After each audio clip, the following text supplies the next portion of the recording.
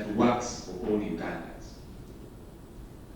Regardless where you belong, it's your responsibility, it's my responsibility to work for a Uganda that works for all Ugandans.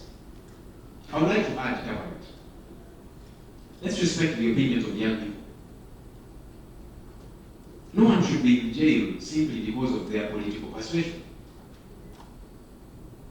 No one in this day and era.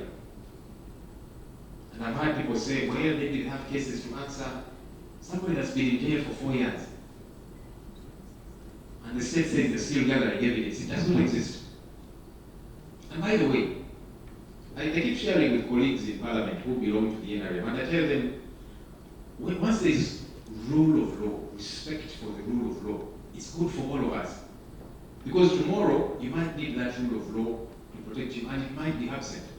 Sometimes I give the examples of people like the Right Honorable MBABAZI, who pushed ardently for Public Order Management Act.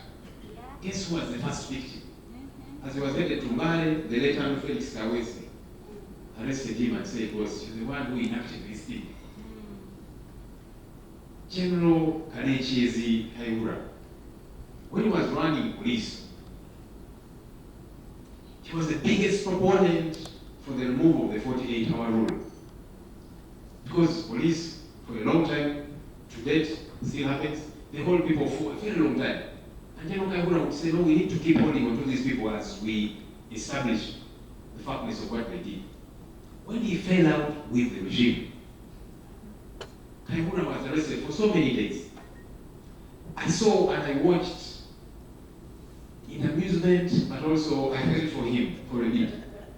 When he was before the General Court Martial, his lawyer, Senior Counsel Eli Karuhanga, pleaded with the General Court Martial, and he said, my Lord Chairman, my client has been in jail for more than 48 hours. He needs to go home, be with his wife and his children. It was amazing. He fought against that cardinal principle of our law books. Now that he needed it to fight for him, it was absent.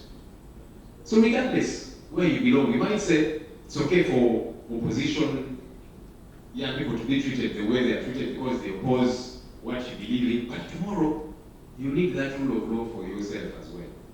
And there are numerous examples that we can give. Let's fight for that Uganda that works for all Ugandans. Thank you, ladies and gentlemen.